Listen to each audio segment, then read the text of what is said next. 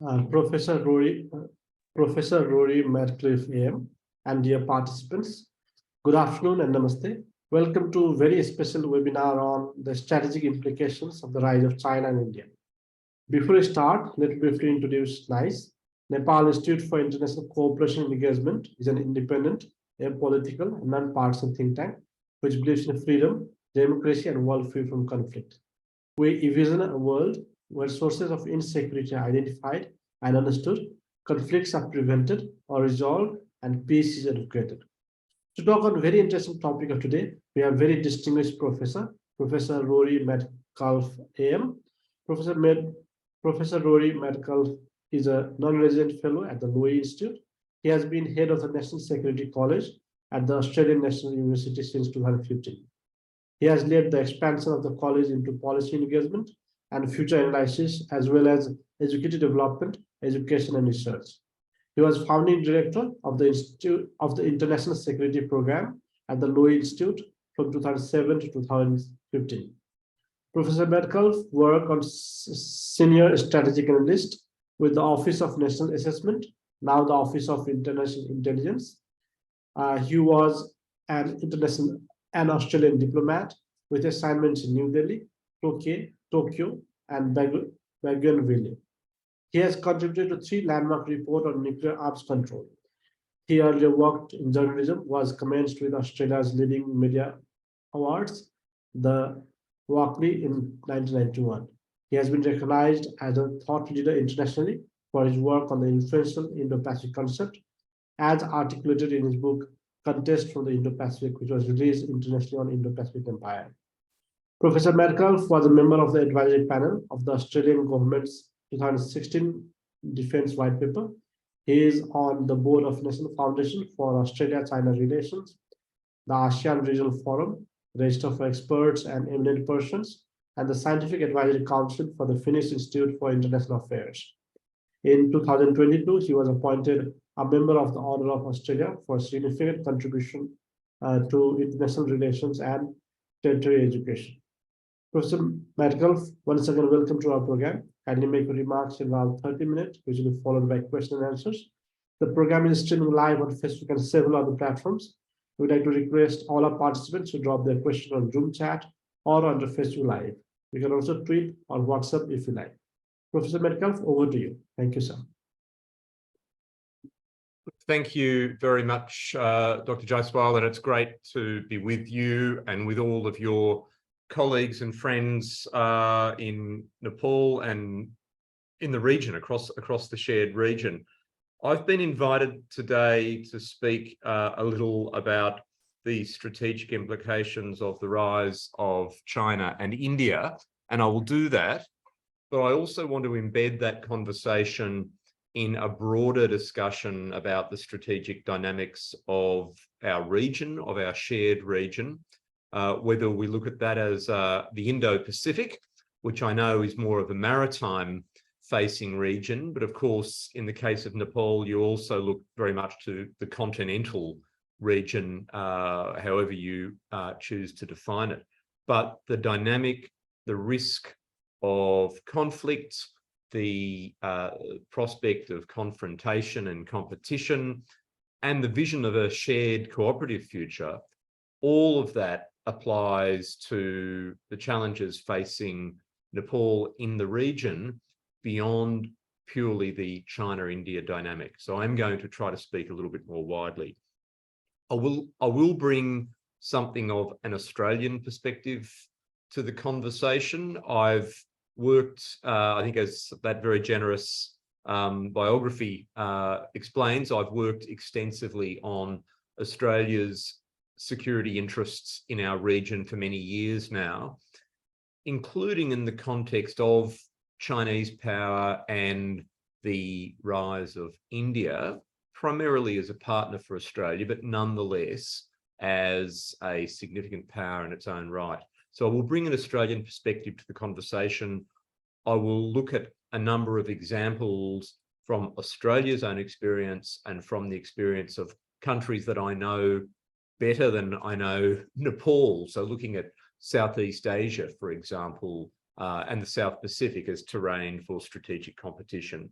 And I will conclude by drawing out maybe a few conclusions or tentative lessons on how do we manage the rivalry among great powers in this region, whether those powers are China and India, whether it's China and Japan, whether it's the China-United States dynamic that overshadows it all. What are the options for middle players or middle powers, especially if those countries have a democratic character? Because, of course, a lot of this in many ways is even more difficult in a democratic framework. But, of course, democracy is part of our shared national identities. So we need to find a way through. Okay, so I'll speak for about 15 minutes and then would love to get into a conversation, into a discussion. The rise of China and India, of course, is one of those defining features of our times in economics, in security, and of course in societal and demographic weight as well. And if you take a long view of regional history, and I'm always a little bit reluctant to speak about a long view of regional history to audiences and friends in the region whose societies have had much longer experience of strategic dynamics than my country has. But let's take a long view. Let's take a view of, frankly, several thousand years to begin with, and look at the power centers, the centers of economic weight, of cultural influence across the Indo-Pacific region. It was always the case that this was not a unipolar region. This was not a region dominated by a single power. There's always been a degree of coexistence, of tension, of cooperation, of rivalry among multiple power centers. So I think one starting point is to emphasize that even as China rises and seeks to establish, in my view, quite a dominant place, effectively a hegemonic role in the Indo-Pacific, China is trying to reinvent the mythology that this is a China-centric region, has always been a China-centric region, and deserves to become a China-centric region again. If you look at the history of the region, there were other centers of power and culture and influence, for example, along coastal India and coastal Southeast Asia, effectively where South India and Indonesia now intersect, the impact of the European colonial powers as they pushed into the region, the significant identities of Japan, Korea, Vietnam in their own defiance and management, often very clever management of Chinese power in a way that was somewhat subordinate, but actually preserving their own national identity or their own cultural identity. It's always been a complicated and untidy region.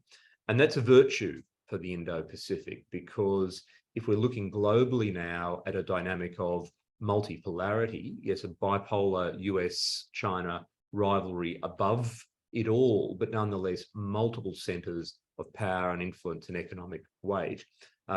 Societies and nations with the muscle memory, the strategic culture, the agility to navigate multipolarity are going to have an advantage. The regional dynamic I've been watching for probably the last 30 years now is one where we've moved away from what was effectively the Asia-Pacific formulation of the late 20th century, of the 1960s and 70s and 80s, to effectively an Indo-Pacific dynamic. And that's one where East Asia and South Asia, the Pacific Ocean and the Indian Ocean, can no longer be compartmentalized as distinct theaters of strategic competition or cooperation. There's connectivity. There's economic connectivity. There's connectivity in terms of infrastructure, in terms of the movement of people and the movement of all of the essential elements for prosperity of nations, the movement of energy, of trade, of investment, of people, of information. And that is in large part, a story about the rise of China. So when Chinese colleagues criticize the idea of the Indo-Pacific, they overlook the fact that the connectivity of the Indian and Pacific Oceans, or indeed the overland connectivity that we've seen increasingly, much of it is driven by the growth of China's economy and the extension and expansion of China's interests and influence into the broader region. Just think about the Belt and Road, the Maritime Silk Road, the Silk Road economic belt in that regard. At the same time, since at least the 1990s, and at a less spectacular scale, but nonetheless significant, we've seen the rise of India. We've seen India look more outward, partly as a trading power, although of course there are serious constraints on India still in terms of truly free trade, but India as a trading, economic and investing power. We've seen India look more expansively at the region in the way that it utilises and deploys its security capabilities, the growth of Indian military and naval capabilities as well. And we've seen, I think, India realise that it cannot separate its own national security from the security of the broader region. Now, I'm not an analyst who's going to really have anything new to say to an audience in Nepal about India's behaviour as a regional partner, or at times as a regional challenge as well. But I think that the key message I'd have is that through the growth of India's economy, through the expansion of its interests as an economically connected nation, and through India's own realisation that in fact its main strategic rivalry into the future is going to be with China, all of those factors have converged to make India part of the regional strategic dynamic, the regional strategic competition. In my book on the Indo-Pacific, and I've written a number of pieces about the Indo-Pacific, but in particular a book a couple of years ago now, in Indo-Pacific Empire is the international title of it. In my book on the Indo-Pacific, I look also at the US-India relationship and the way in which the United States and a number of America's partners, Japan and others, have embraced India to a certain degree to achieve balance of power effects in the region as they've watched China rise. So, the new strategic dynamic in the region is largely driven by the rise of China, but to some extent by the rise of India as well. And other partners, if we bring Japan into the picture, for example, or indeed Australia as an independent actor, have done their part to court a rising India and to increasingly become wary of a rising China. From an Australian perspective, this has changed our landscape quite profoundly, because 20, 30 years ago, the rise of India and China were not the number one issues of security interest and concern in this country. 30 years ago, we certainly weren't looking at China as the potential regional hegemon, or indeed at India as a security partner. So the Australian experience shows how rapidly we've travelled.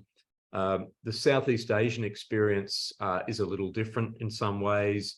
I think obviously while Australia looks to China's influence, and China's often coercive and indeed interfering influence within Australia in our region, Australia looks at that in terms of security risk and looks to our alliance with the United States and looks to strengthening our own national security system in response and our own democratic resilience, and looks to India to some degree as a partner.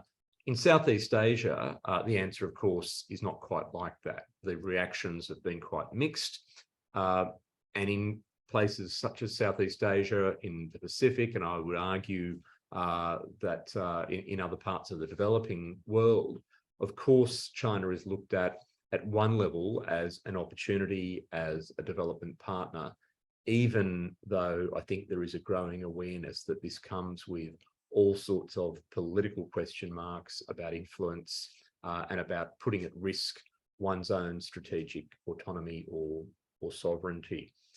The China-India relationship itself, which I know is something that you'd be interested in talking about, is while it's not the dominant great power dynamic in our region, if you look at potential flashpoints, the disputed China-India border, or the potential for China-India confrontation elsewhere, perhaps in the Indian Ocean, are usually treated as secondary concerns after the risk of a conflict between the US and China over Taiwan, or the risk of conflict in the East China Sea or on the Korean Peninsula, or the South China Sea. Nonetheless, those are real risks. There's certainly, for example, from an Australian security perspective, much more attention now paid to China-India relations, to the situation on the disputed border. And I think you will find that over time, we begin to develop a slightly more nuanced understanding of the dilemma that Nepal faces, effectively sandwiched between those two giants. That takes me a little bit to a few thoughts that I'll conclude with in these opening remarks, and that is about the China-India contest into the future, and the solutions, no permanent solutions, but the solutions for managing that contest in ways that suit the interests of middle powers. So, of course, that the China-India security contest is not symmetric, is in very few ways symmetric, really only in population size is it a roughly symmetric contest. China is the more powerful actor. But interestingly, India has shown a certain degree of political will and of security confidence, if you like, to effectively stare down some of the Chinese activity and harassment on the disputed border. India has sought to use Indo-Pacific strategy, partnership with the US, Japan, Australia, the Quad, and others in a reasonably instrumental way to protect and advance its interests. But in the end, India, whether it's under the Modi government or under future governments, is not looking for outright conflict with China. I think there's a reasonable degree of prudence there.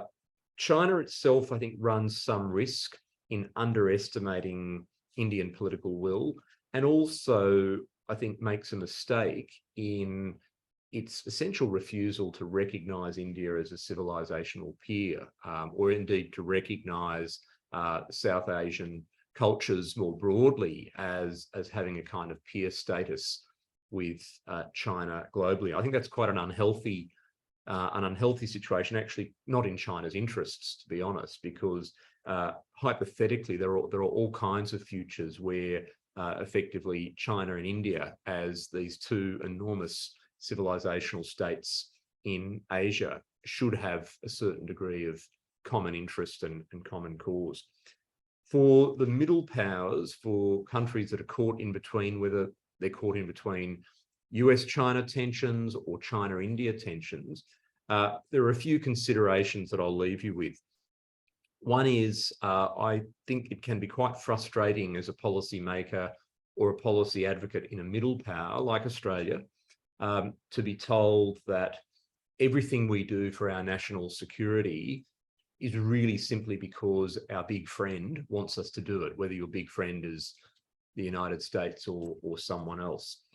Whereas, in fact, I think there's a lot of cold, calculating, national interest driven work being done to identify what alliance politics does for us, but also what independent decision-making does for us. And a lot of the Australian actions we've seen in the past 10 years now, really, to harden our national security and democratic infrastructure against, for example, the influence and interference from China that we've experienced, that they've been independent Australian decisions. In fact, they've been taken before the United States began to harden its position against China. At the same time, I think that all of the players in the middle want two other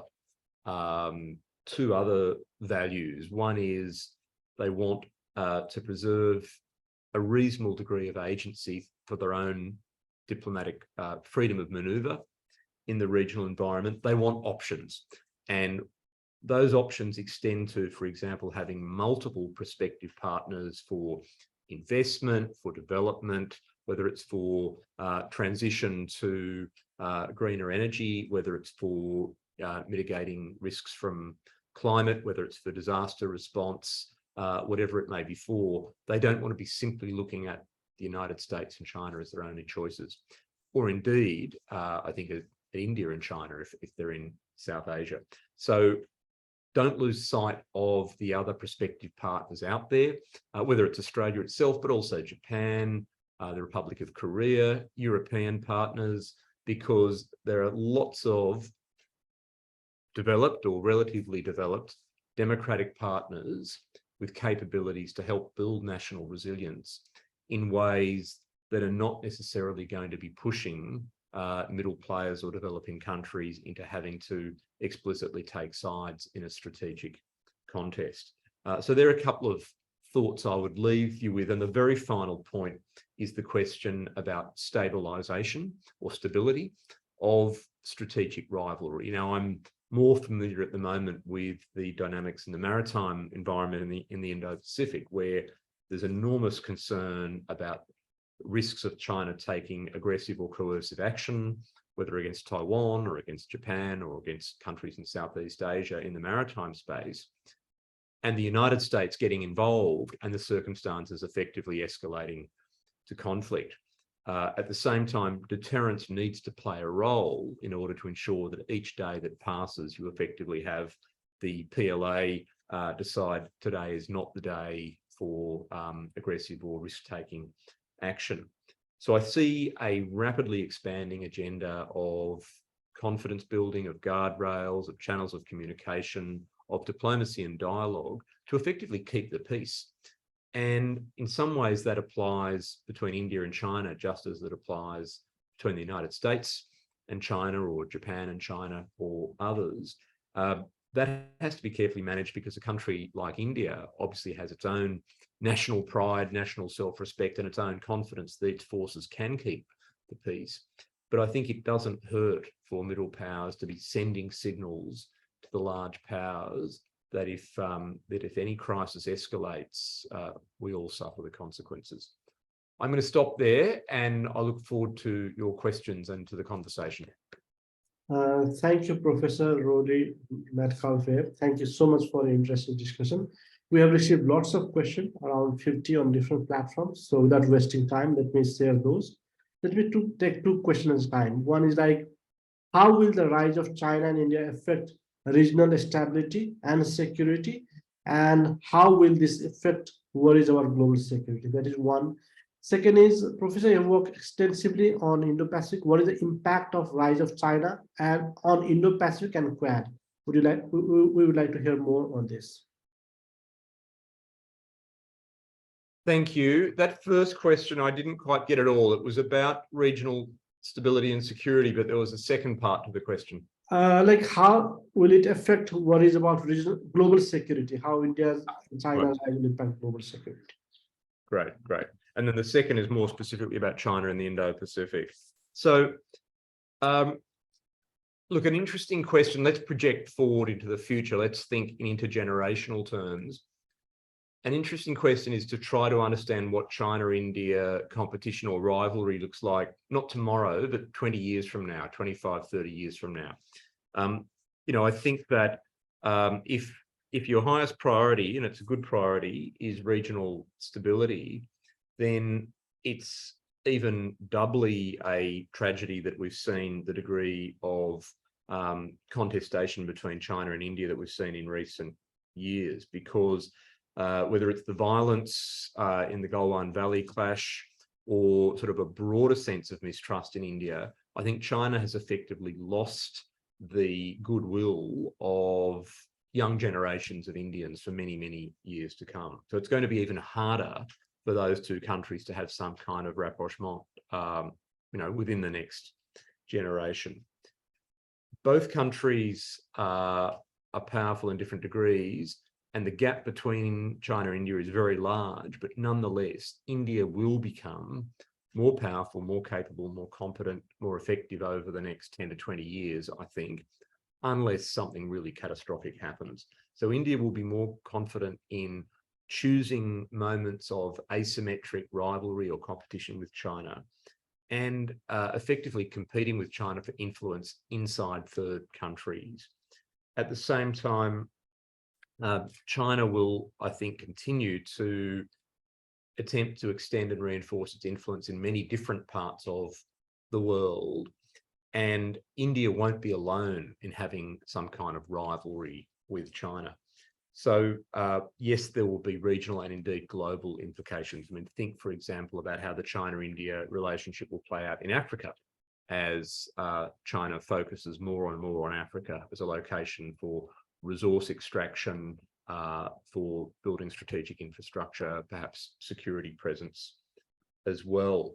A lot is going to depend, though, on how India plays its partnerships globally. I think one obvious point of difficulty, which is worth noting in this conversation, is the position that India has taken on the invasion of Ukraine by Russia, because those of us in many of India's friends in the world, in countries like Australia, who want to see India develop as an effective power on the world stage and a partner, and a democratic partner at that, are obviously concerned about the position that India has taken on the invasion of Ukraine, and the the relatively sort of weak way in which India has sought to reinforce its concerns to Russia or try to bring the conflict to a close. India is certainly not doing everything that it can do.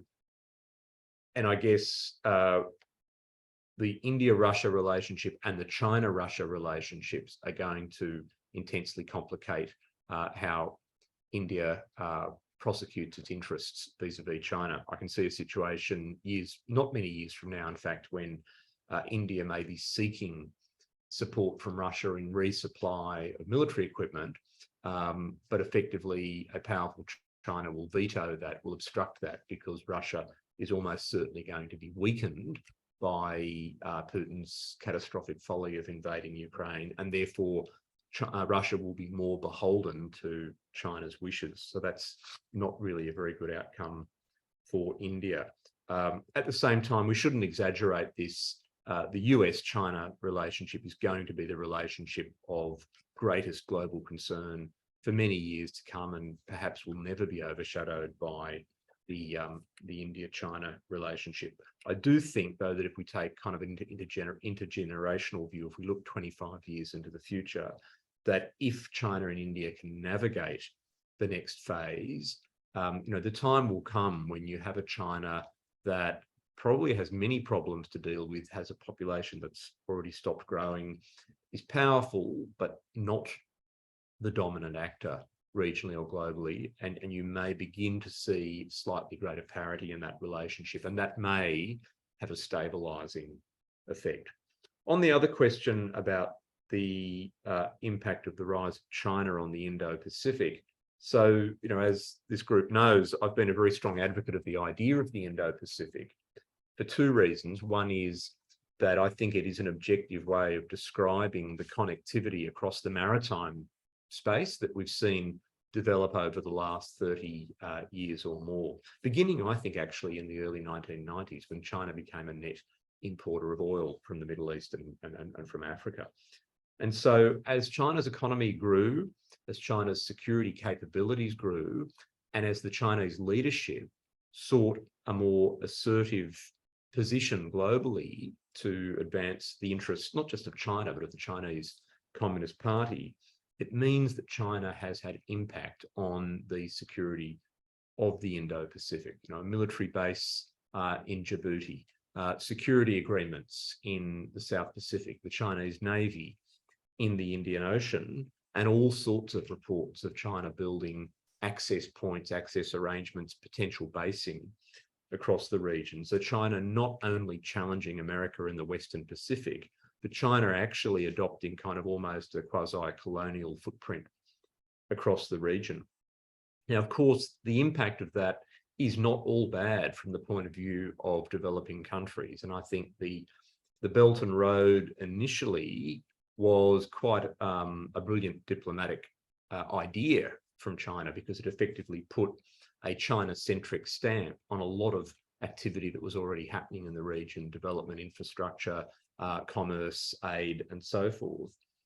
But there is a risk now in the years ahead that China will be a little bit like an empire on speed in the way that it extends its influence across the Indo-Pacific, and it won't be able to sustain that very large horizon of risk. Sooner or later, China will be in situations where it has to make decisions about the deployment or the use of force, perhaps in Africa, perhaps in South Asia, perhaps in the Pacific, perhaps in Southeast Asia. And as we all know, every time a major power finds itself in a conflict situation, it can't automatically control the way that plays out. So I think I see on the other side of the Indo-Pacific, that is not just as an objective description of the region, but as a framework for strategy. That's where I see an opportunity for coalitions of middle powers, coalitions of democratic powers, to help China help itself, to help set limits to China's ambitions in the Indo-Pacific, and therefore to actually reduce the risk of friction and conflict. Thank you, sir. You just mentioned about Russia-Ukraine war, and there are lots of questions on that. I've tried to bring them together, and maybe you can answer in one which you have briefly talked about. Like, how will it impact? How will the Russia-Ukraine war impact the rise of India and China? Again, there is a set of questions like, due to Ukraine war, will Russia play a role in bringing India and China together in future? Do you see Russia, India, and China coming together in future? These are the questions we have received from different people. So maybe you can answer first. Thank you. Yeah, so I think we have to revisit a lot of assumptions that we've made over the years. I wrote a piece about 10 years ago, 10 or 11 years ago, looking at the future of China-India relations and creating the range of possibilities. I think 10, 15 years ago, we could have seen a more cooperative future between China and India. We perhaps could have seen a more cooperative future among China, India, and Russia. But I think that the challenge for India is that it overwhelmingly now sees China as a place of risk and to some extent a place of threat. For Russia and China, this is not going to be a relationship of equals. Maybe it never was, but it's no longer going to be a relationship of equals. China will be the dominant power. Russia will be the weaker power. And for India, it will be very much divided between its recognition that there's enormous benefits for India in partnering with the United States and democratic partners, Japan, Australia, Europe, and so forth. If the Chinese government foolishly makes aggressive moves or confronting moves towards India, it's just going to push India further into that camp. The worst case situation then, I think, is a situation where not only do we not see any kind of cooperation among major powers in the region, but in fact, the Russia-China-India triangle is a permanently destabilizing thing. I don't think that I don't see any real prospect of a hard alignment or even a trusting relationship among the three. Because I think, for all three, even where they're cooperating, it's enormously pragmatic. I guess it would have to take an absolute breakthrough in India-China relations for the idea of a RIC, Russia, India, China, or indeed for the old idea of the BRICS, with Brazil or other developing partners, to coalesce as a genuine alternative bloc in the international system. So I kind of see more of the same, only worse.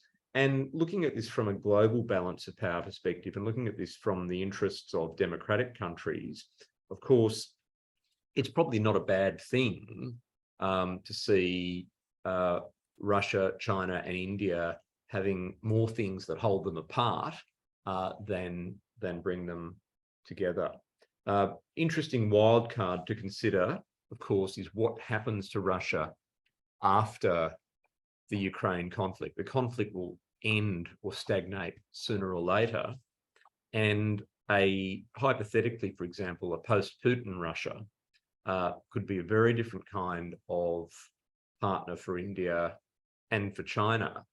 And of course, is presumably precisely the Russia that Xi Jinping does not want to see. So we have to be really careful about our predictions on this. Thank you, sir. There's another question like, what are the potential geopolitical consequences of China's BRI and India's Act-East policy, and how might these initiatives shape alliances and partnership in the region? Another is like, what role will China and India play in shaping the geopolitical and economic landscape, and what will be the impact, how it impact the strategic interest of other nations? And third is, there is intense competition and even minor conflict, like a border standoff between China and India. Do you see them coming together in future?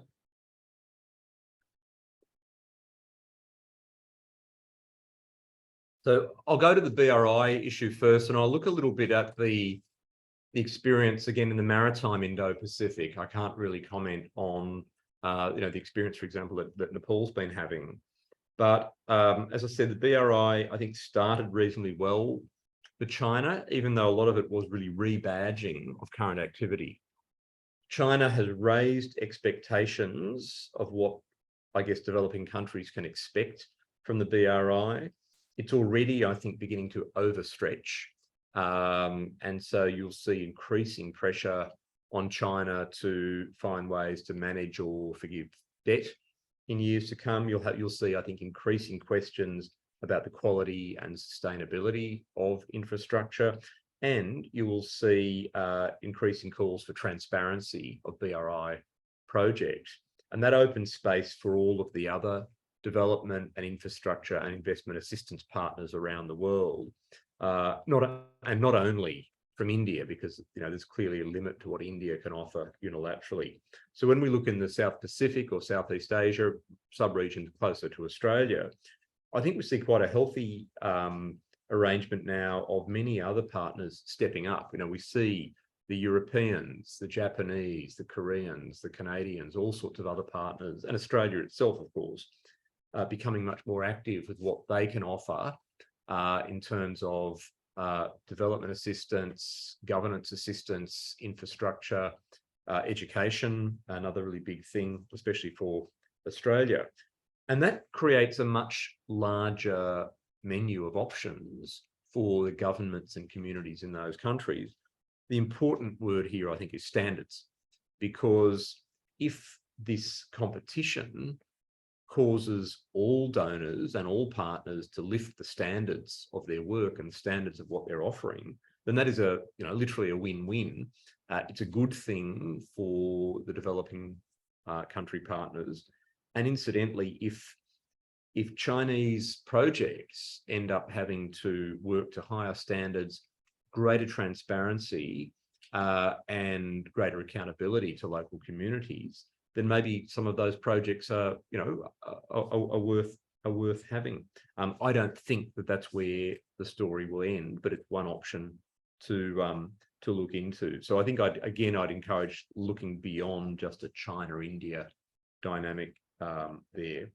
The other question, which is about China and India affecting others' interests, the China-India contest. Well, there are many ways to read that. I mean, if you just take a utilitarian view of the global future and of the future of humanity, you look at development needs, for example, you look at the need to combat climate change.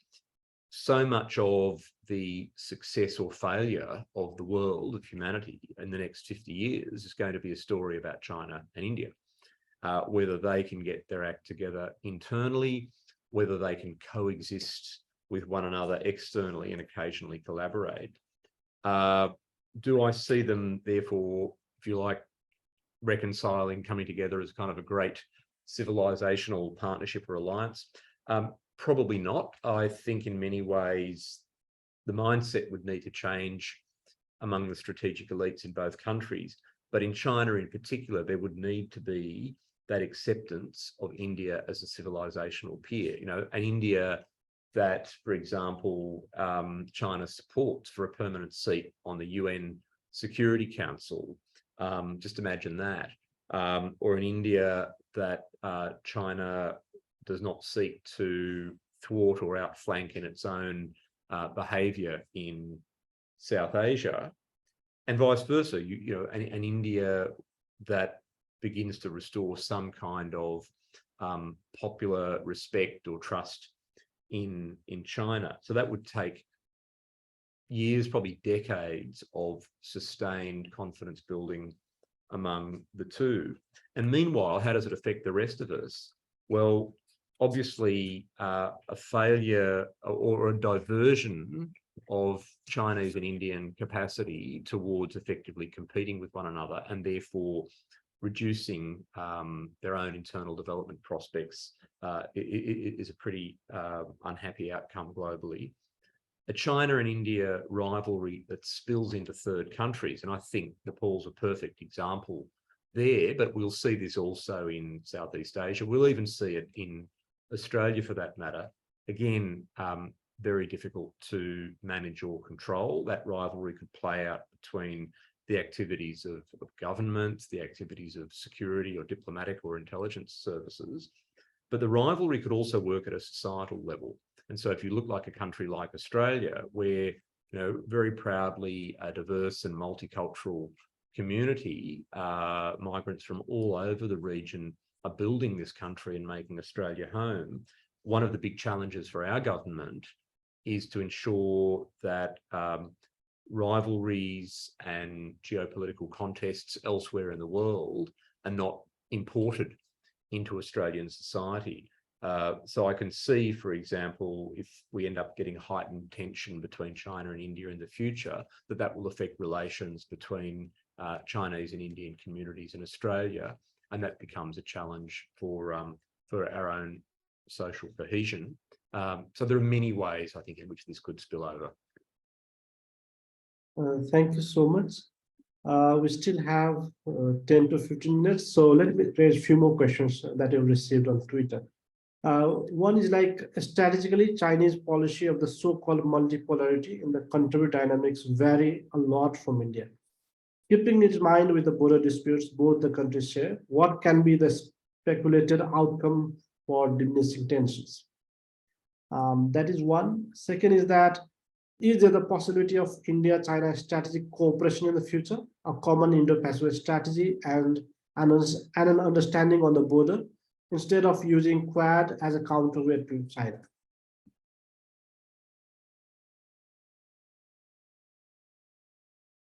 Thanks. I think I've kind of begun to answer that question already, because I do think it would take a disciplined and profound change in the strategic settings of both countries to achieve that rapprochement. And I think in many ways, the goodwill would actually need to begin in China rather than in India. The question of multipolarity is a really good one. What's fascinating is that the term multipolarity today is being used by different players in the international system with different meanings and different purposes. So I'm an advocate of multipolarity in the Indo-Pacific context, you know, to remind people that it's not all about China and America. You know, Japan matters, India matters, Indonesia and ASEAN matter, Korea matters, Australia matters, Europe matters. There are so many centers of power effectively in the region. There's a brilliant resource that some listeners may be familiar with, the Asian Power Index that the Lowy Institute in Australia publishes each year. And that's a reminder that power can be measured in many different ways. And in many of the ways that you measure power, it's actually a multipolar region. Sure, the US and China between them stand alone on size of GDP or the size of their destructive military potential, but in the power to resist or the power to influence diplomatic outcomes, soft power, other forms of economic power, there are many other centers of power. So multipolarity is no longer just a rhetorical tool of China. And in fact, in some ways, China's talking a multipolar talk, but it's not playing a multipolar game. If China was playing a genuinely multipolar game, it wouldn't be seeking to dominate smaller countries, and it wouldn't be seeking dominant partnership relations with a country like Russia. There would be more restraint and mutual respect going on. You know, the key institutions of the Indo-Pacific, look at ASEAN and the ASEAN-centric diplomatic organizations like the ASEAN Regional Forum and the East Asia Summit, for example, they're expressions of regional multipolarity in the Indo-Pacific. They're multilateral institutions, but they are meant to provide platforms and agency to multiple powers. China's effectively trying to thwart and undermine those institutions and even building its own rival regional institutions like CICA, the conference on a confidence building, I think it is in Asia. You know, it's an institution that doesn't include a number of other poles of power. So we do have to retain our critical faculties when we think about multipolarity and China. Now, there are ways forward. I think that we've seen some tactical adjustment by China in the past 6 months or year away from some of the more aggressive wolf warrior diplomacy and some of the more aggressive rhetoric and posturing. But we have a long way to go, I think, before we strengthen regional institutions where China treats smaller countries as equals. And only when that happens, I think, can we really say that it's pursuing a multipolar policy that it means. Now, I'm not completely letting India off the hook here either, because I think India is sure, it's feeling its way in the Indo-Pacific and it's a member of many of these regional institutions. So we're going to need to see a future where a powerful India shows respect for those institutions. But I think India is generally starting from a more respectable position than China is. And I guess I would like to think that you know, the future of India in the region is one where it can be, you know, a respectful partner to its neighbours and the broader Indo-Pacific. And certainly a country like Australia will try to work with India in that direction. Okay, sir. We're also running out of time, so let me pose last 2 or 3 set of questions. With the fast deteriorating of US-China relations, how do you see the future of China? Do you see the possibility of China overtaking US in future? There's a different set of questions that I've clubbed together. What are the implications of China's BRI? And we have said that. And what are the possibilities of, do you see the possibility of Asian century? That few scholars, basically based in Singapore, state that there is a possibility with the rise of China and India. So one, on the possibility of Asian century. Second is, with the fast US-China deteriorating relations, what is the future of China? Another is, do you see China overtaking US in future? Thank you. That's a very nice set of questions to conclude on. It's fascinating as we have this conversation that we're talking about, you know, some very good theories, but theories that have been discussed for a number of years now. And the world is changing rapidly. So, you know, at the start of this century, we were all talking about the Asian century. Then there was a book a few years ago, I think by an American scholar, saying it's the end of the Asian century, it's not happening. But now we're talking about the Asian century again. I do think we need to be a bit careful and creative in how we define these things. Asia is one of those terms that can be defined in many ways. I mean, there were times in the 1980s and 90s, for example, that as the Asia Pacific diplomatic organizations were all being established, there were many in Southeast Asia who did not want South Asian countries involved in those organizations. So that was their own different definition of Asia. There are other definitions of Asia that extend, you know, a long way westwards. So I think in some ways it's a bit confusing to talk about the Asian century. I think we can talk about an Asia-centric era, because the Indo-Pacific, I think, is an Asia-centric concept, but it's not exclusively Asian. It's not only about Asia setting some kind of very clear definition of a region, some very clear rules. The way in which, for example, Europe is now re-engaging as a partner in the Indo-Pacific is fantastic.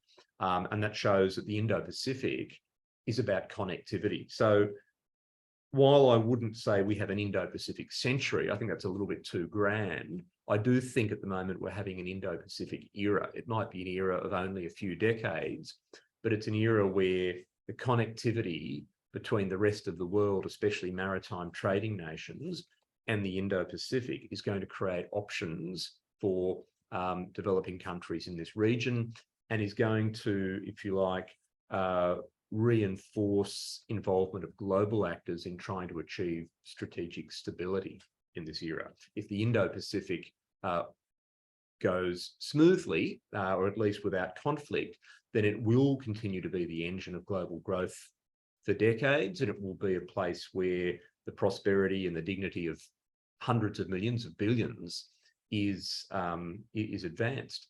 Although, let's say, by the second half of the century, a lot of that balance demographically will be moving to Africa. That's why, again, I need to be careful about saying it's an Asian century. But if the Indo-Pacific era goes wrong, it's going to be the place where we have major conflict, potentially global conflict.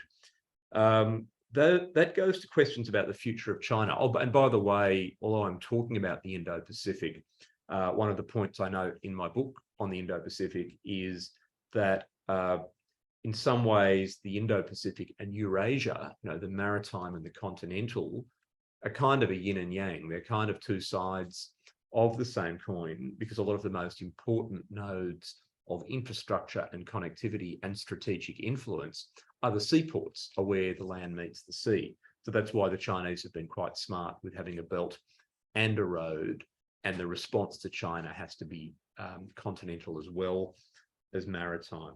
But in both cases, Indo-Pacific and Eurasia, it's not Asia alone. Finally, the future of China. Oh, and incidentally, again, this all reinforces the strategic significance of countries that are, if you like, having to manage both India and China at the same time, including your country. And that does lead me to my concluding point about the future of China. We certainly need to be careful of linear projections of China's future. Projections that suggest, for example, that China will have a future of endless fast growth. That story's already been debunked, of course. Already the growth projections for China have slowed down immensely from what they were 5, 10, 15 years ago. That doesn't mean that China will collapse, and let's face it, it would be a disaster globally and a human disaster if China were to experience some kind of rapid internal political or social collapse or economic collapse. But it does mean that the future of China is going to be more untidy and unmanageable and unpredictable than the Communist Party want us to believe. One of the successes of the Chinese leadership over the past 10 years under Xi Jinping, who's really driven this assertive policy, is the ability of China to get foreigners often to tell China's story well, effectively, to help China sell its own message that an authoritarian China is the way of the future, provides a better model for development, provides better technology alternatives, provides greater stability and security. And vast sums of money are expended to that purpose. But of course, if you start looking with a bit more critical scrutiny under the lid of China, if you look at the protests that we saw, the massive social protests against the COVID-0 policy last year, we can see that in fact there is such a thing as public opinion in China, and that there are limits to the power that even the incredibly powerful totalitarian CCP is able to bring to bear. And so I hope that means that we will see Chinese leaderships ultimately have some degree of risk aversion in their external policy settings, in their foreign and military policies. If they do that, then the future of China will be manageable and I think on balance, in terms of human development, a good thing. If they're not risk averse, and if we see utterly reckless actions such as an invasion of Taiwan, then that could have devastating consequences for the future of China. And so 10 or 20 years from now, if we are having this conversation at all, we could be having a very different conversation. And all of what I've said is basically analytical advice to middle powers like our countries to diversify our external partners. Thank you, Professor. We still have lots of questions, around 75, and there are lots of questions on Taiwan and Tibet question as well, but we'll do it some other day. Maybe we can invite you to speak on China and the Indo-Pacific. Professor Rory Metcalf, thank you so much for your interest in this one. We are really grateful for your valuable time. I, on behalf of NICE and all our audience, would like to thank you for your kind presence. We hope to have you in real in Kathmandu in future. We'd also like to thank all our audience for the wonderful question. Thank you and have a nice day. Thank you for the opportunity. Yeah, thank you indeed. Thank you. My pleasure. Goodbye.